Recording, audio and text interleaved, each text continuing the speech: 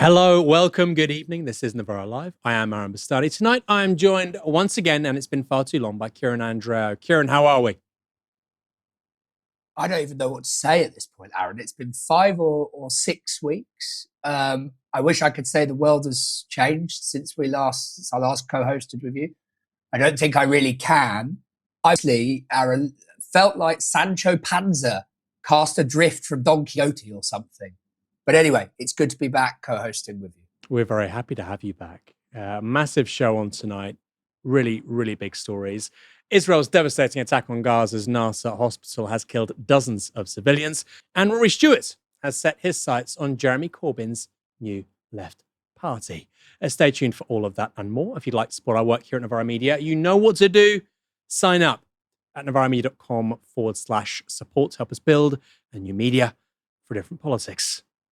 And make sure to let us know your comments in the YouTube chat. You can say whatever you like within reason, or just tweet at us using the hashtag Novara Live. And Nigel Farage has pledged to deport 600,000 people from Britain within 5 years if Reform forms a government at Westminster. Farage launched Reform's plans for mass deportations of around 1% of the country's population today at a press conference in Oxford, where he called migration via irregular routes into Britain a scourge and an invasion. Here's how Farage says Operation Restoring Justice will work. We have to leave the ECHR. No ifs, no buts. It may have been a good idea 80 years ago. Frankly, it isn't today. We have to repeal the Human Rights Act of 1998, brought in by a Blair government, many of whose families seem to do rather well off the back of it. We will, for a 5-year period, disapply the 1951 Refugee Convention and any other barriers that can be used by lawyers in this country to prevent deportations, to prevent the right thing from happening. We'll create a legal duty for the Home Secretary to remove those that come illegally. And crucially, we will detain all illegal migrants who come, and we will do so immediately. The only way we will stop the boats is by detaining and deporting absolutely anyone that comes via that route. And if we do that, the boats will stop coming within days, because there will be no incentive to pay a trafficker to get into this country. If you come to the UK illegally, you will be detained and deported and never, ever allowed to stay, period. Reform's former chair and now head of Doge, Zia Yusuf, was then invited on stage to provide more detail. When Nigel's Prime Minister, there will not be a lawyer nor a judge in the country that will be able to prevent a deportation flight from leaving. If you come to the UK illegally, you will receive a lifetime ban from ever coming back to our country. Re-entering after deportation will become a criminal offence, punishable by up to 5 years in prison. Deliberately destroying your identity documents, having come here illegally, will also become a criminal offence, punishable by up to 5 years in prison. We will pair this legislative reset with a UK deportation command. That is a dedicated force to identifying, detaining and deporting illegal migrants at scale. We'll create a cutting-edge data fusion centre that will automatically share data between the police, the Home Office, the NHS, the DVLA, HMRC and banks. This will allow Deportation Command to relentlessly track down and detain all those who entered our country illegally. We'll build capacity to detain up to 24,000 illegal migrants at a time. That enables us to deport up to 288,000 illegal migrants a year. Detention will mean deportation. No chance of bail, no chance of absconding. We will expand charter flights to 5 departures every day, and to guarantee success, His Majesty's Royal Air Force will keep a Voyager aircraft on standby as a hot spare. So even if a plane has mechanical issues, Flights will not be stopped. Deportations will not be delayed. When asked today whether Reform's plans to deport over 600,000 people from the UK in 5 years is feasible, Farage turned to Yusuf. But do we realistically think, Zia, we can deport 600,000 people in the lifetime of the first Parliament? Totally, yeah. I mean, so look, one of the key points to make here is if you look at the population who are illegally, and by the way, this is difficult because you're trying to count the uncountable almost by definition. You're talking north of 650,000 adults without children who are in this country illegally. And by the way, those are the ones the British people are most concerned about. They're the ones who in some cases are terrorising local communities, hanging around bus shelters. Let's start with deporting them. Let's get that done promptly and efficiently. For context, to meet that pledge of 600,000 deportations in 5 years would require deporting over 300 people a day from day one. Farage was also questioned on previous statements he'd made about mass deportations. Nigel Farage, last September you told GB News that it was a political impossibility to deport hundreds of thousands of people and that you simply couldn't do it. What has changed your mind that you now believe that you can? The political impossibility was deporting millions and millions of people, and that's where the argument had gone. We had a situation, a political difficulty within Reform UK. This does happen to parties. They do have difficulties and problems. We had a problem that one of our MPs, who's no longer an MP, was talking about deporting entire communities, including people who've been born here. And frankly, we found that unacceptable. And so I just did not want, I think you can quote me for another interview, to get dragged down the route of mass deportations at that stage. We have sorted out that political internal difficulty that we had, and since that time, the work has been done on a credible plan so that we can deport hundreds of thousands of people over the 5 years of a Reform government. So what would the state look like under Prime Minister Farage with Operation Restoring Justice in action? Well, to make all of that happen, or to even come close to it, would require nothing less than the radical reconstruction of the British state as we know it. It would, in effect, look something like regime change. So let's get into it. A key part of Reform's plan is to pass a new law called the Illegal Migration Mass Deportation Bill. To pass it through the Commons, Reform would need to secure a massive majority in 2029. But even then, there would be barriers. The House of Lords would block or amend it. The Supreme Court would almost certainly rule it unlawful. And the European Court of Human Rights would block it on the basis of our own Human Rights Act. So what does Reform just get rid of all those, or how does it think it might address these issues? Is it going to limit those things through various acts of Parliament? That's a good chunk of the country's entire legislative schedule gone. Lots of time wasted when you're meant to be flying 300 people a day out of the country. But it's not just deportations that would create legal chaos. People would need to be detained in large numbers, unprecedented numbers, without facing trial and without having been charged with a crime. That is, like I say, without precedent in British peacetime, and it's completely incompatible with British common law, under which everyone has a right to a fair trial and the right not to be tortured. And you'd need a new force to detain and move the migrants targeted by the new Reform government. To deport more than 500,000 people, you're talking about a heavily staffed agency empowered not only to make arrests, but to enter homes and workplaces to remove people. Hey, you know what? Sometimes they're going to get stuff wrong. Maybe they'll barge into your home, break into your workplace, and it'll all be authorized by the state, authorized to use violence against individuals or families who've done nothing wrong. That means we're talking fewer rights, but more salaries, more operation centers, more vehicles, more training, and I'm guessing more taxes. And presumably nobody with a brain thinks that Serco can do any of this. So guess what? That's going to mean more state. And there'd need to be some kind of oversight too, so maybe we'll have a quango or a regulator, unless Reform plans to make its new army of migrant hunters completely lawless.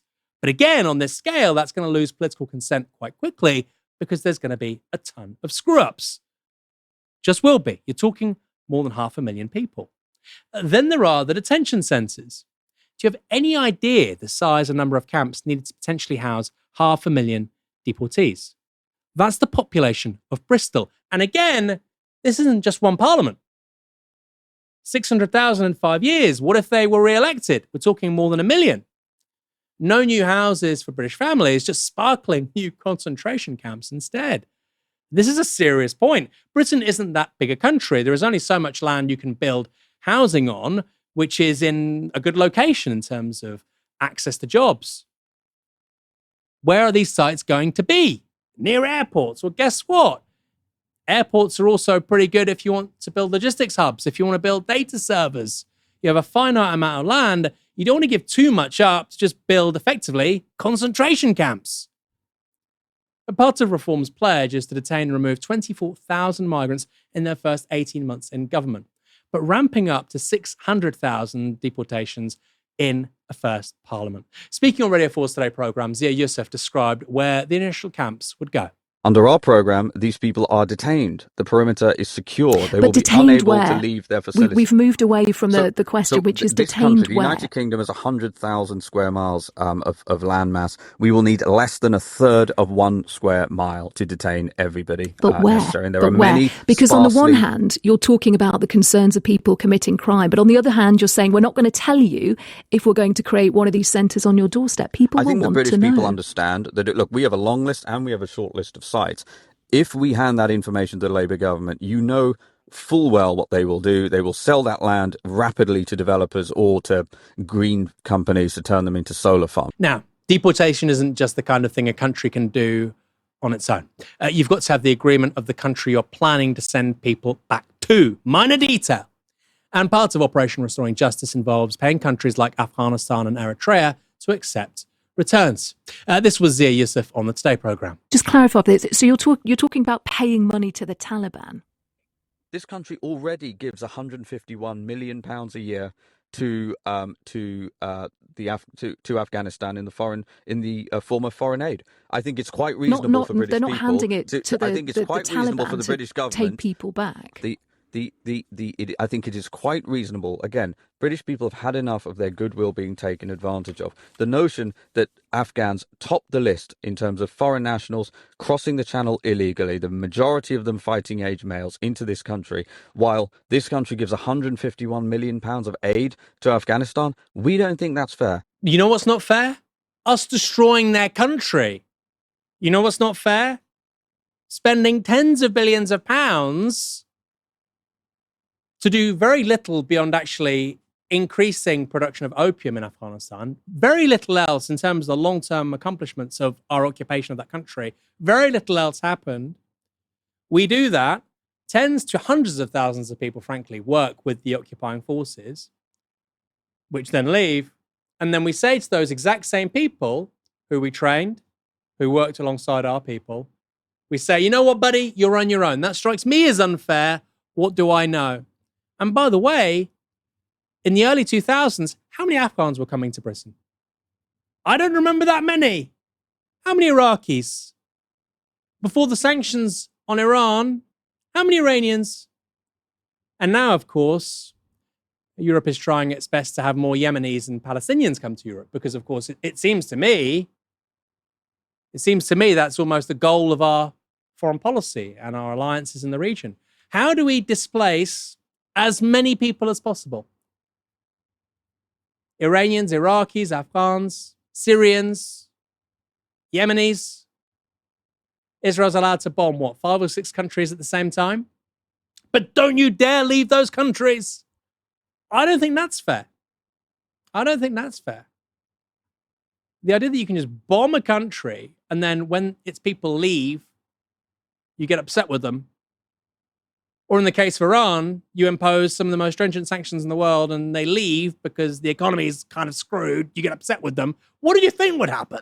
So far, this is all looking pretty expensive, especially for a country which, remember, is apparently broke. That's what reforms say. The country's got no money, but we want to start a world-leading concentration camp industry. On the issue of the price tag for Operation Restoring Justice, Yusuf told Anna Foster that it would cost £10 billion over 5 years and save the British taxpayer hundreds of billions of pounds in the long run. Here's part of their exchange. What you are proposing is expensive.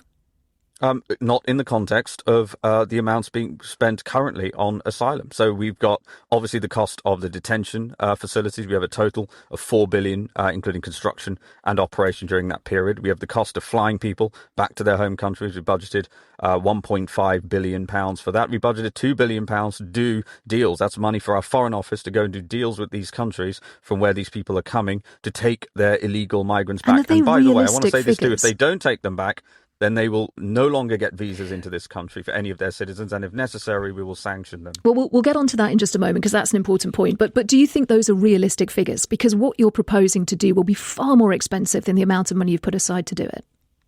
No, it won't. So you can use this. So one sense check on this. If you look at the Department of Homeland Security in America, what we are proposing and have budgeted in total as a good sense check for each enforced deportation from this country is around 15%, 15% lower than the number the DHS have published as their figure, which makes sense given we have a vastly smaller you're land comparing mass to than the America. US when the figure that we started with, which is what it costs in the UK at the moment, which is £25 billion over the same period that you're talking about spending £10 billion.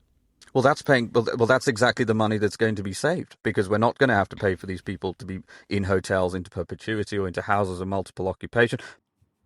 Nobody on the right had a problem with HMOs. By the way, they didn't even think these things. Maybe Zia Yusuf did, I don't know. But generally speaking, nobody on the right even knew what these things were, HMOs, until refugees go and live in them. I hate HMOs, by the way. I don't think they should exist. I think we should be turning every single HMO in this country into flats or into homes and family homes because we don't have enough of those right now.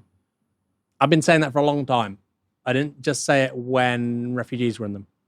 The Tories' response to Reform's announcement was that Farage had copied their homework, with Shadow Home Secretary Chris Philp posting this on X. Nigel Farage seems to have picked up Rachel Reeves' penchant for copy and paste. His immigration plan looks very similar to the Conservatives' deportation bill, which we introduced in Parliament a few weeks ago. He then goes through the various points of that bill and the Human Rights Act for Immigration Matters, although, of course, the Tories were in government for 14 years and didn't do anything remotely like that. Deport all illegal immigrants immediately upon arrival, which, of course, would require leaving the ECHR. No asylum or other claims for those who enter illegally. Again, you probably need to leave the ECHR for that. The Tories didn't do that in 14 years of government. But we've already done the detailed work which is needed, not simply given a press conference.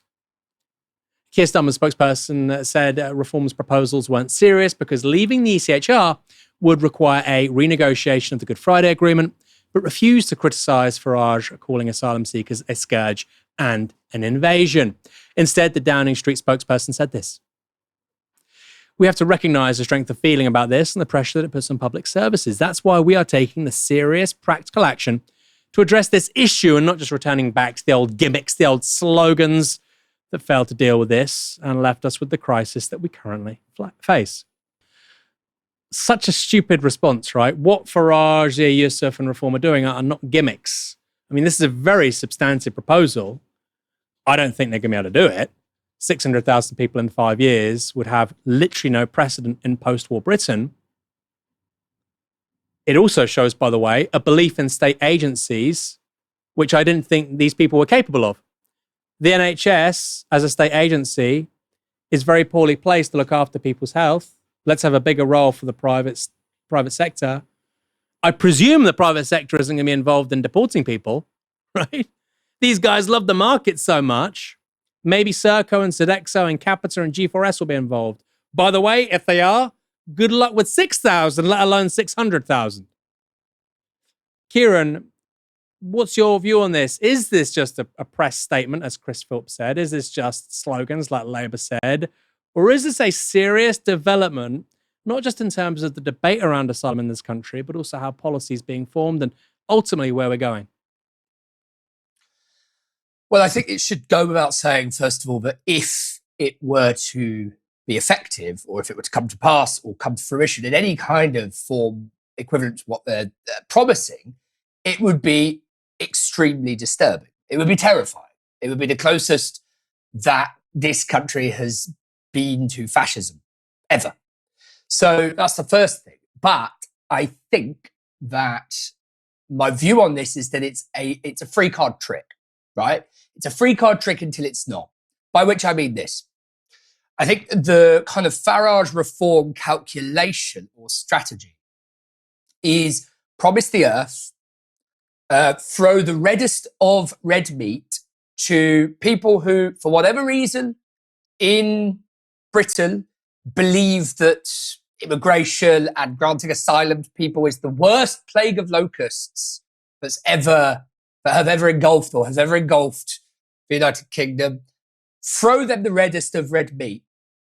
And then when it can't happen, when the edifices of state that you referred to, Aaron, and when, I would assume that people from civil society groups would spring up to forcibly prevent this from happening, prevent the detention centres from opening, prevent people from being deported, just as we saw with the failed Rwanda policy. When that happens, you switch, you pivot towards blaming the enemy within, right? And the reason I say it's a kind of free card trick until it's not is I think we see Trump playing a similar game in America, actually, with various things. It's, and we've referenced it on the show before. These guys have a lot of agency. Farage, Trump, they have a lot of power, a lot of agency, and a lot of popular support, and a lot of goodwill, political goodwill, and a lot of political capital as a result. However, it would be a mistake to imply that they're like Prospero from The Tempest. They control the world. They don't do that. They're not that. And so I think they play a dangerous game where they create, a discourse of enemies within. They say they promise the earth, and then when they can't deliver it, they say we were thwarted by the institutions of state, by, whatever it is, liberals, communists, and so on. Now, so far, I think Trump has managed to walk that line fairly well. And Farage also has, but Farage hasn't been in power. So it will be interesting to see how that plays out. Again, my expectation is that it will be thwarted and that then they will pivot toward that kind of strategy. We're always told that Britain, well, we're not always told, sorry, but it's sort of conventional wisdom in Westminster circles that Britain is what a Tory politician from the mid-20th century called Lord Hailsham called an elective dictatorship. In other words, under the Westminster system, the government of the day is extremely powerful compared to, say, the American system. And that's broadly, there is some truth to that. It has its roots in the Glorious Revolution. However, in order to do anything like this, as you alluded to, Aaron, reform would have to have a massive majority in Parliament, and it would have to have enormous consensus in the country. And I just don't see that happening in anything like the critical mass that would be required. And so then it would become about how well Farage manages and how well Reform manage with their outriders in the media, the kind of culture war stuff that flows from that. It's this group of people who are preventing it or that group of people, which is proof, if more were needed, I don't believe more is needed, that Farage, though he likes to kind of present himself as a sort of Jam and Jerusalem, Britain first type character, although they wouldn't use that language, actually he's addicted to polarization because it's necessary for his survival politically. His political career goes way, way ahead of the survival of, Britain as a political construct or of the social contract in Britain. Yeah, I agree with all that. I mean, the point about the majority as well, look, you cannot do this with a majority of 25 or 30. You cannot. I mean, maybe they might have some kind of a coalition with the Tories. You'd almost favour a coalition, even if you have a majority of 10 or 20, just to get this stuff over the line. And you mentioned about NIMBYism, right? Even people that are supportive of this kind of policy, they will not want a massive concentration camp up the road from them. Look at the BB Stockholm. So the exact same people that are, upset about the role of lawyers and courts. And by the way, I think in this country, I think the legal system actually is too powerful in terms of undermining the democratic will of the people. But the exact same people who think that lawyers and courts should have less of a role will be appealing to, guess who? Lawyers and courts, if these places are being built near their homes. And when you're talking about 600,000 people in 5 years, doesn't stop there. That's going to be a lot of sites. That is going to be a lot of sites. And I think you're right. What really matters is the political response when people then mobilize, as they're entitled to do, in opposition to this stuff. And I think that is going to be really, really key. You know, if Novara reports on this stuff accurately, and obviously, if you're deporting that many people, the incentive is to deport as many people as quickly as possible. You're going to make a ton of errors, clearly. I mean, that's just not even a debate. You just got to accept that's going to happen. If that stuff is reported on and the government receives political blows as a result, is undermined, are the outlets that then report on that stuff blacklisted? Do they get rid of them? Do Reform go after Novara Media, the BBC? I say Reform, I mean the government. And these are questions really worth thinking about, because to undertake something on this scale, like I say, there is no comparison in post-war Britain. None at all. This is effectively a war effort in peacetime. Done by people, by the way, who don't believe in the state, historically. That's what makes it all the more remarkable. Makes you wonder if that works with all the state coordination. And by the way, I've just detailed why it won't. How do you pivot back to, but actually the market knows best? Because like I say, they're not going to get Serco and Sodexo and Capita to do this stuff, are they? Let's go to your comments. Andy Thompson, 3683 with £5. Are there enough tins of Stella, greasy sausage rolls and off-cut cargo shorts to uniform Nigel's lads' army? I quite like a Stella personally if it's draft. I think there probably is enough Stella, frankly. Mr. Squinty Mint, why are we importing racist policies from other countries? No self-respecting racist should put up with this. Also, lots of their most influential social media accounts are often found in India, especially the pro-Israel ones. Rather amusing. Again, though, I wonder, you know, it's one thing to call this stuff racist, and of course it is. Not necessarily the target of we want to reduce illegal immigration. That's a legal question. But like I say, if you're creating incentives to deport as many people as quickly as possible, that clearly is going to have a massive impact on brown and black people who, even within the remit of this legislation, shouldn't be deported. It's clearly going to have a racialized element to it. I wonder what the best sort of pushback is. I think it is sensible to look at the logistics at this point, because Reform are polling in low 30s. And I'll finish with this as well. This is really fascinating. You've got Labour saying we want to reduce illegal migration, undocumented migration, and you've now got Reform saying we want concentration camps and to get rid of 600,000 people in 5 years. There's a big space there, right? You know, the centrist position is I'm somewhere between illegal migration being where it is right now and concentration camps for the first time on British soil in peacetime ever. Never happened before. I'm somewhere in the middle. That's now the centrist position. So that might play to the benefit of somebody like the Conservative Party or even the Labour Party if they move further to the right. I'm not suggesting they should do that or will do that, but I think that Reform have gone so far in one direction now in terms of this issue, which, yeah, many people care about. Of course they do. Migration is often the top two issues in this country. But concentration camps and committing basically 2 years of the government's timetable to repealing things like Supreme Court, ECHR, Human Rights Act. You probably got to get rid of the Lords. You've got to do something quite extraordinary with the Lords very quickly. They could just appoint 1,000 new Lords. They could do that. But then it makes it quite hard to argue that they're against the permanent political class when they term what is already the second largest legislative chamber in the world, the House of Lords, and add 1,000 people to it. So who knows? It's a very volatile political situation which has led to the emergence of Reform. And I think you'd be a fool to think that that volatility will just disappear the minute Nigel Farage steps inside number 10 Downing Street.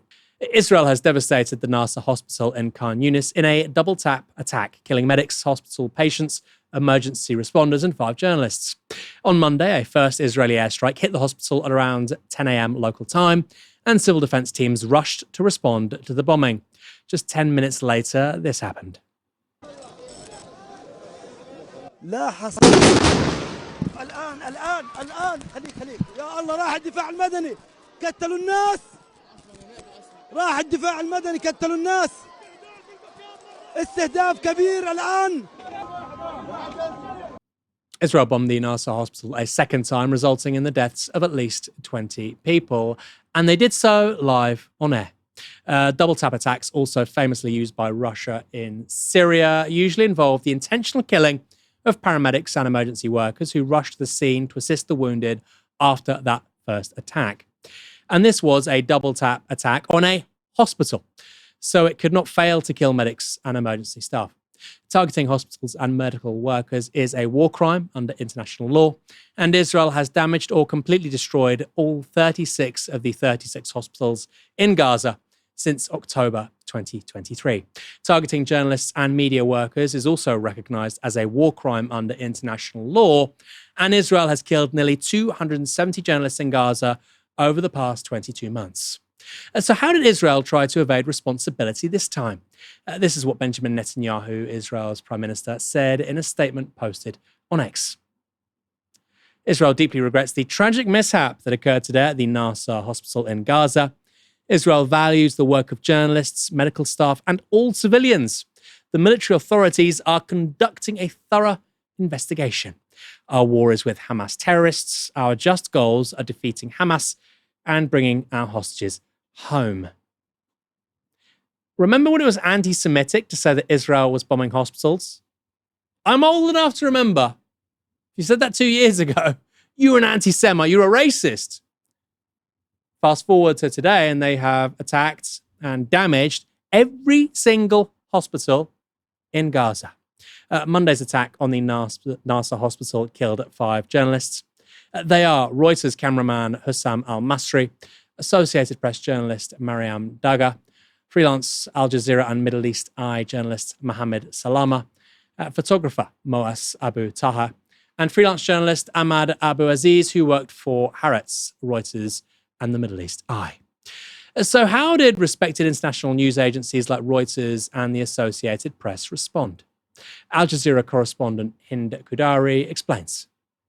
Literally did not even mention their contributors. Mariam Abu Daqqa was not mentioned in AP's tweet in the first hand. It took them a couple of hours to publish an article. Reuters did not even mention in their headline their cameraman that has been working for them for the past couple of months. And they also mentioned that he's a Reuters contractor.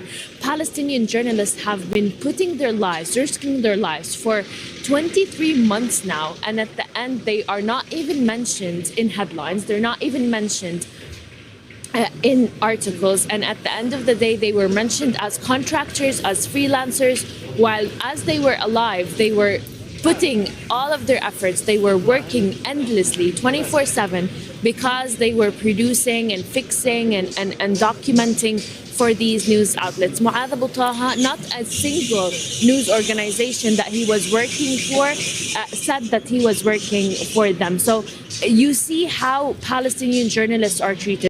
It's quite extraordinary, isn't it? It's quite extraordinary. These people are giving you footage, news, accounts. They're doing the bread and butter of news journalism. Original news gathering. It's a lot more important than comment. But when they die, they're just freelancers.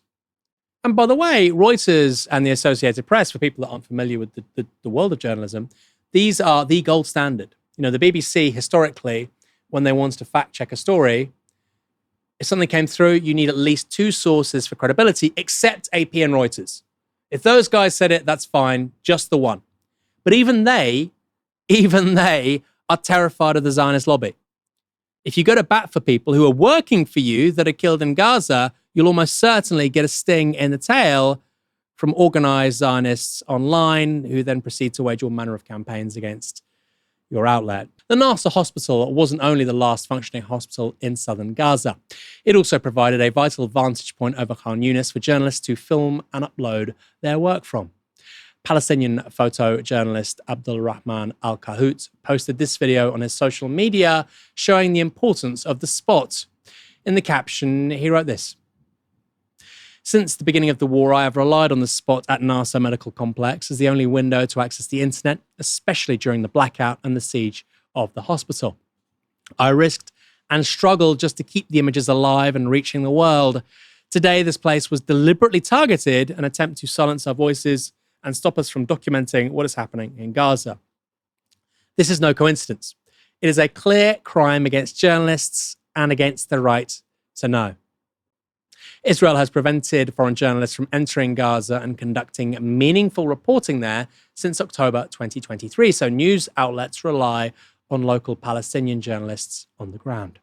The IDF has repeatedly threatened the lives of Palestinian journalists in Gaza and falsely linked them to Hamas's militant wing. Israeli intelligence sources have admitted that a secretive army unit known as the Legitimization Cell is tasked with smearing Palestinian journalists as Hamas militants to justify their murder. What's more, this isn't the first time Israel has deployed so-called double-tap attacks in its genocidal war on Gaza. In June 2024, the IDF bombed a refugee camp for displaced people in Rafah, killing at least 25 people in a double-tap attack. The BBC stopped short of calling the Nasser hospital airstrikes a double-tap attack, but Christian Fraser did say this.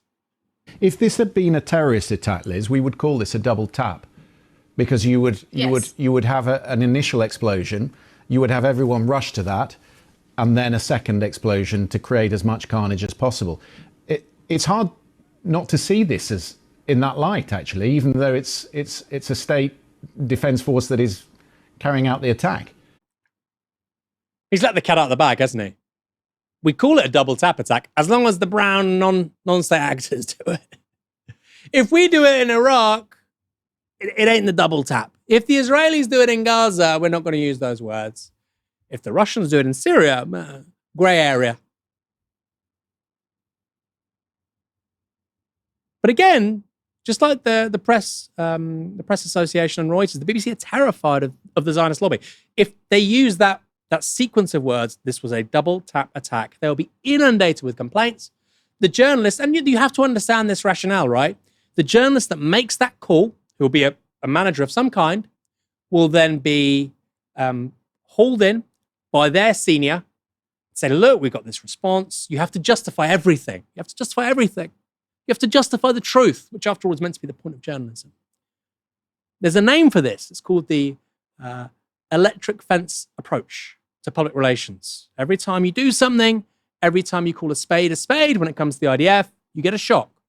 Next time you think, is it worth it?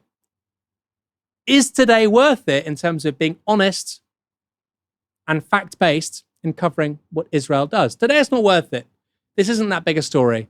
Maybe tomorrow there's a bigger story and I'm willing to take the hit. These are the kinds of calculations that journalists at the likes of Reuters, AP and the BBC are having to do every single day. The Zionist lobby know exactly what they're doing. They've done this for decades.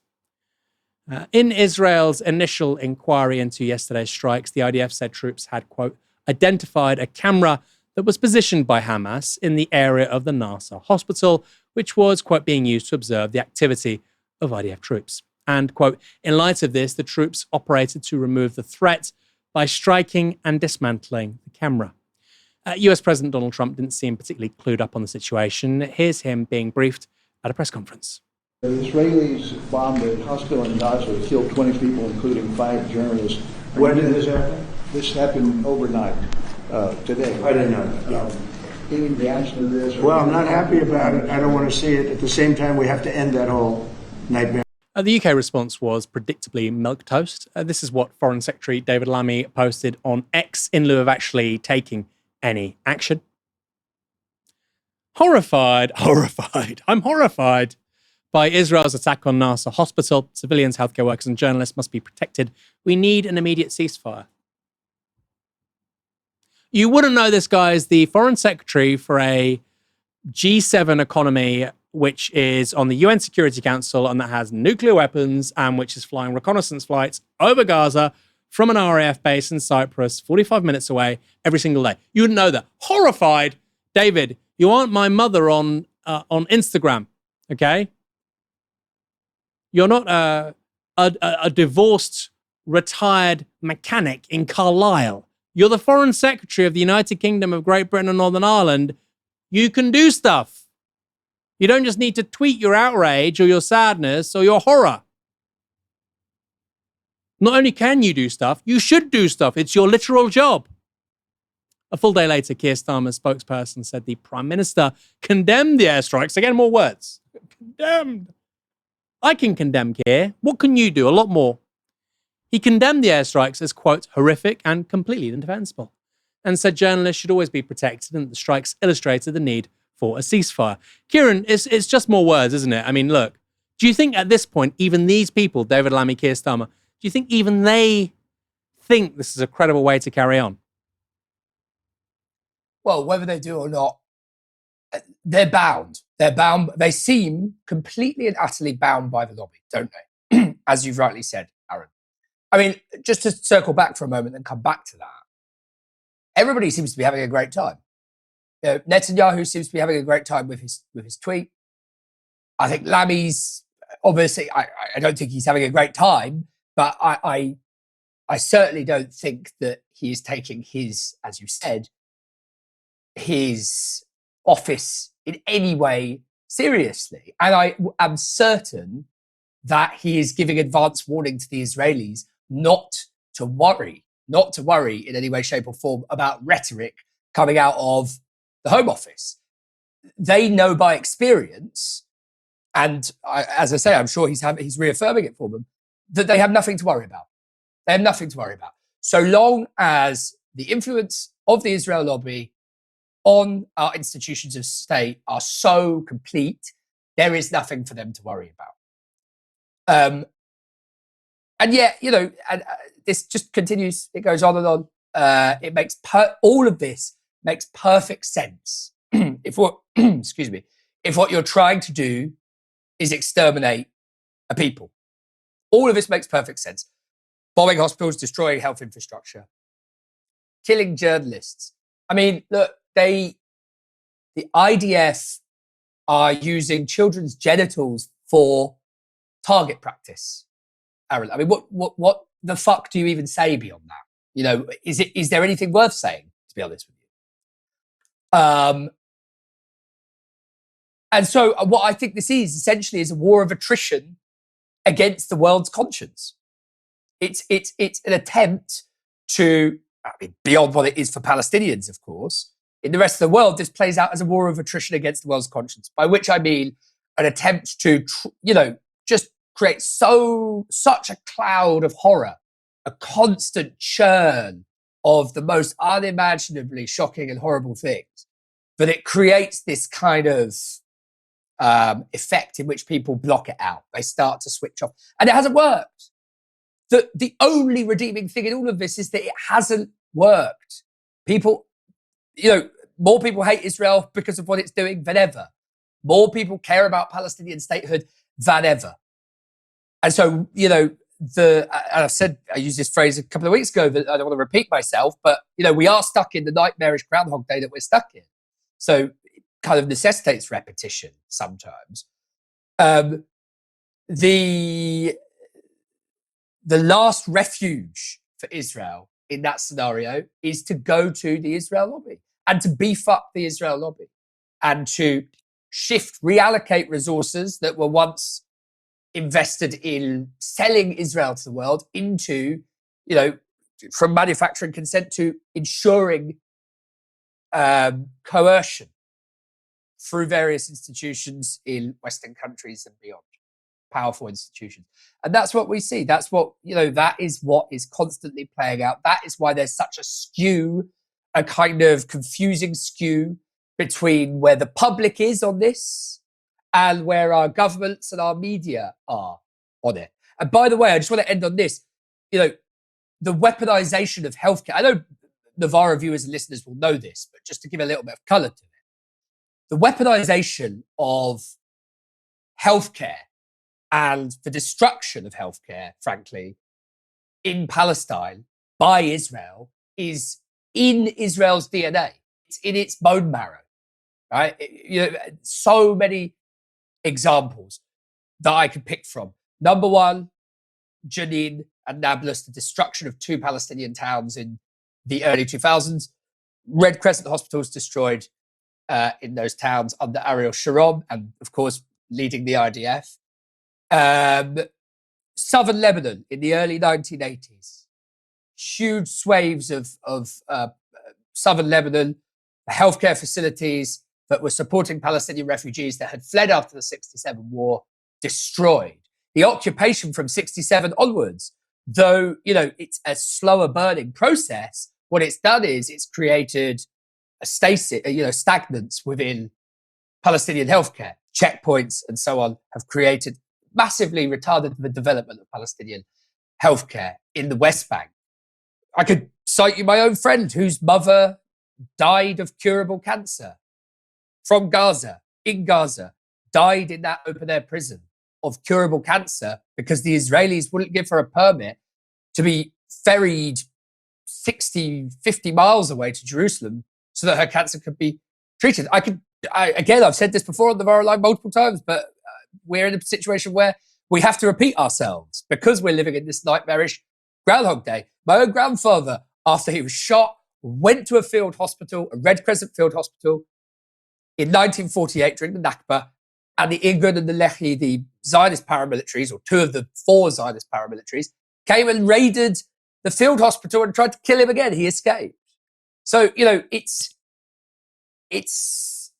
part of the strategy. It's inherent in the process. If you want to destroy people, if you want to exterminate them, of course, you go after journalists so they can't tell the truth. Of course, you go after schools so that there can't be education. And of course, you strike at the heart of healthcare facilities. So this shouldn't be a shock to anybody, so long as this is, it should be shocking, but it shouldn't be a shock. Yeah, I think that's right. And the point you're making about schools, universities, it should be added as well, hospitals and journalists. These are the three pillars fundamentally of any country or any nation's civil society. And it seems inarguable Israel is going after all of them, and it's going after Palestine's ability to reproduce itself as a civil society. It's a genocide. What I find really remarkable as well is you've got Keir Starmer and David Lammy just saying this is, I condemn this. This is awful. This is why, we need a ceasefire. Just words, basically, right? The response is rhetorical. Compare that to Zia Yusuf, going back to our story with regards to reform, our first story.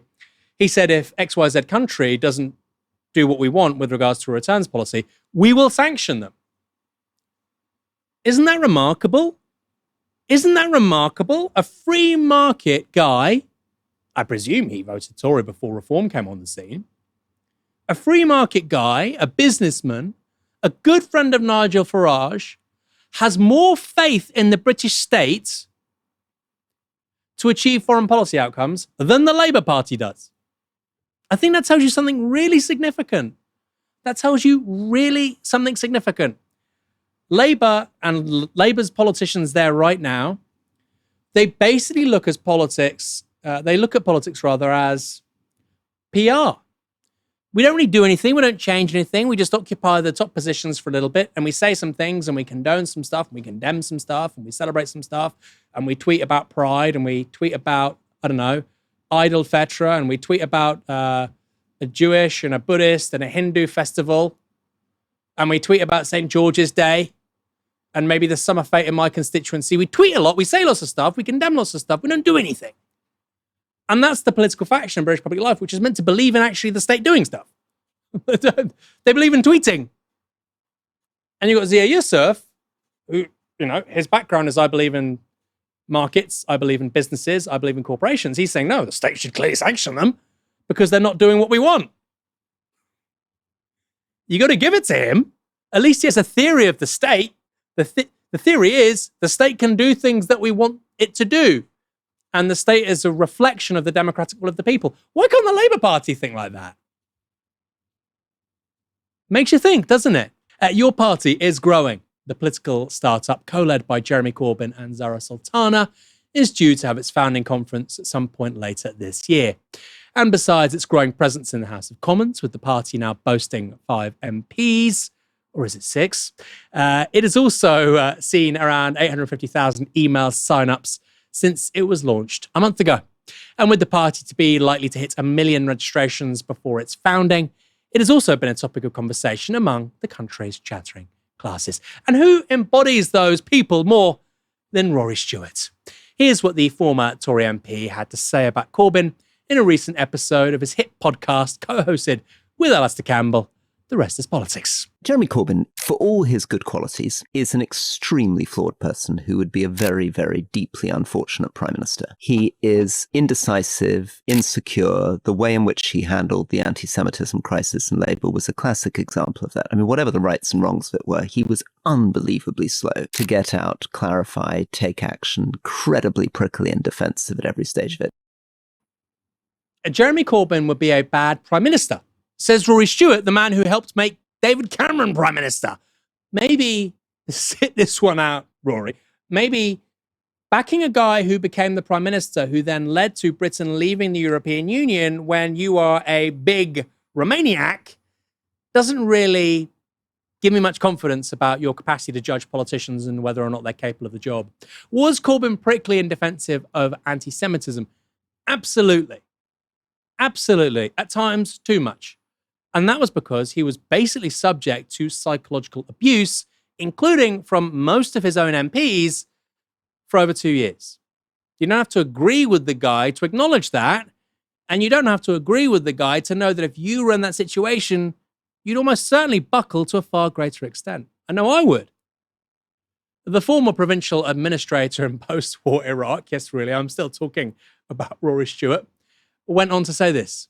His views on the world are basically those of the hard left of the 1980s. He is instinctively anti-Western. He had very odd views on Russia, very odd views on Syria. And the people that surround him are very, very troubling ideologues. And I'm very close to a lot of the new Labour MPs who put their careers on the line to try to stop that man becoming Prime Minister. Look, I've got a romantic, idealistic enthusiasm for people like Corbyn in the same way as people might want to chant from Glastonbury. But if you ask me seriously, should this guy be running the country? Absolutely not. I mean, for all his qualities, and I like him very much as a person. Every time I see him, I warm to him. I sympathise with him. But I'm not sure that even he is certain that he would make a great minister or prime minister. No. I think that's right. Rory Stewart. It makes me laugh, right? Look, I'm really close to these new Labour MPs who are part of the most unpopular government in living memory within 12 months of coming to office. I'm good friends with some of those people. Again, you're not really inspiring confidence in regards to your judgment there, Rory. Corbyn opposes the post-World War II Western order. He doesn't want this country, the UK, to be a dependency, a vassal state of the US and its empire. Again, you might not agree with that, but is that such a bad opinion to have? Personally, I agree with Jeremy Corbyn. I think Britain has basically been humiliated over the last 80 years. And guess who else did agree with Jeremy Corbyn? Charles de Gaulle. You don't have to be on the left to actually arrive at those conclusions. Does that mean Corbyn gets everything right? No. Guess what? Nobody does. But Jeremy Corbyn was right on foreign policy a hell of a lot more than most people in British politics over the last 3 decades, including, by the way, people like Rory Stewart and Alastair Campbell. And on whether he'd be a good minister or not, I personally can't think of anyone better suited in British politics right now who would be a better minister for transport. The guy is a manhole cover enthusiast. I'm not making this up. The same is true for development, local government, even media and culture. He would actually go into those jobs and care about what they're meant to do. He would try his best. He wouldn't look at them as just some stepping stone to higher office. And by the way, that's what you're meant to do, but it's rarely the case. Now we have that all out of the way. There was one thing in that silly tirade that did get me thinking. It's that Corbyn doesn't want to be PM or even a minister. Now, of course, if a new left party is serious, it may indeed come to power as a junior partner. Maybe that would be a coalition. Maybe that would be confidence and supply. If it was the former, then Corbyn would indeed be a minister. It'd be very strange if he wasn't. And if the left party has literally no interest in governing, in which case Corbyn would never be a minister, then what's the point? Kieran, what did you make of what Rory Stewart said? You know, it's almost valiant how steadfastly Rory Stewart refuses to feel the direction in which the wind is blowing. It's almost valiant that he refuses to understand kind of how little people actually want his kind of politics, because it's kind of difficult to work out what Rory Stewart's kind of politics is, among other things. In one sense, he's kind of, I think he would probably think of himself as a sort of timeless liberal conservative or something like that.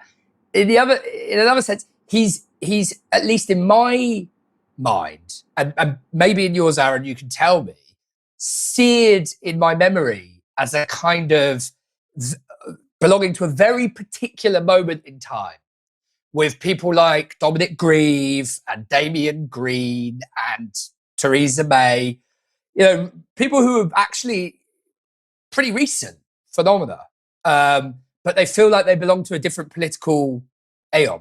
They feel, it feels to me, at least, I don't know, I'd be interested to hear your view. It feels like it was, a century ago that they were around. And, what do they believe in? What does Rory Stewart believe in? Probably things like probity in public life and, a kind of sort of a genteel capitalism. And I imagine the rest of that crew would say that they subscribe to the same sort of thing. But of course, the problem with it is that it's completely fraudulent, because they supported austerity, they support, more broadly speaking, and they might quibble with this terminology, but essentially it's unarguable in terms of what they've actually voted for when they were in Parliament and what they supported. They support, neoliberalism or austerity nested within neoliberalism. And I think the problem with saying that you're all for probity in public life and genteel capitalism is that nothing has done more to deindustrialize Britain and kind of fray the seams of the social fabric. And if you like, you can go over and say, speed up the process of decline in Britain than those two things, actually. And in so doing, they render their own kind of centrism completely redundant, completely obsolete. And that's where Rory Stewart is now, kind of in a sort of a political ideological vacuum, where he says he stands for things that the very things he voted for and supported, in actuality, rendered obsolete. Probity in politics, genteel capitalism, all that kind of stuff. Whatever people think of Jeremy Corbyn, obviously, I say obviously, why should it be obvious? But I broadly very much support him. I don't think he's perfect, but I support Jeremy Corbyn. Of course I do. Whatever people think of him, he is clearly a visionary. He has a visionary conception of politics. Rory Stewart has, I think, the dead end opposite of that. Yeah, I'm just, as you're saying all of this, you got me thinking about, you said Damien Green, Kieran, and I thought, Damien Green, wasn't that the minister who had a porn addiction? Yes. So, and we're going back now to the kinds of people that, were basically, they were colleagues of Rory Stewart. Damien Green was under May, first Secretary of State in 2017, Minister for the Cabinet Office, 2017, Secretary of State for Work and Pensions. The guy was apparently masturbating in his office to pornography 6 or 7 hours a day. I'm not making this up. I am not making this up. So he's a good minister of the crown. But poor Jeremy Corbyn isn't. A man who, whether or not you like the dude, within a month, he was able to mobilize a campaign to be re-elected in his constituency. He must know what he's doing. But apparently he shouldn't be a minister. But the guy who's on Pornhub 8 hours a day, I guess Damien Green's struggling right now with the changes to identification, that guy could be a minister. If you think of all the complete schmucks that were Tory ministers between 2010 and 2024, but no, Jeremy Corbyn shouldn't be a minister. I think Rory Stewart was prisons minister, right? How'd you do there, Rory? Good job. They're full, by the way. Right. But we can't let Jeremy Corbyn be a minister, please. He thinks that, we should have an independent foreign policy of the United States. How dare he? There are also broader political questions which still remain incredibly unclear with regards to this new party. Is your party, or whatever it's going to be ultimately called, going to be federalist? Or will it have a centralised authority? kind of an important question to resolve. I want to stick with this story for a minute. Here's a clip from a recent interview with Jeremy Corbyn by the Middle East Eye. In it, they discuss the highly controversial IHRA definition of anti-Semitism. Zara Sultana did a recent interview where she said that the Labour Party under your leadership was wrong to have adopted the controversial IHRA definition of anti-Semitism. And she said the smears won't work anymore and that she's proudly an anti-Zionist. What do you think about all that? Well, I think it wasn't really necessary for her to bring all that up in the interview, but that's what she decided to do.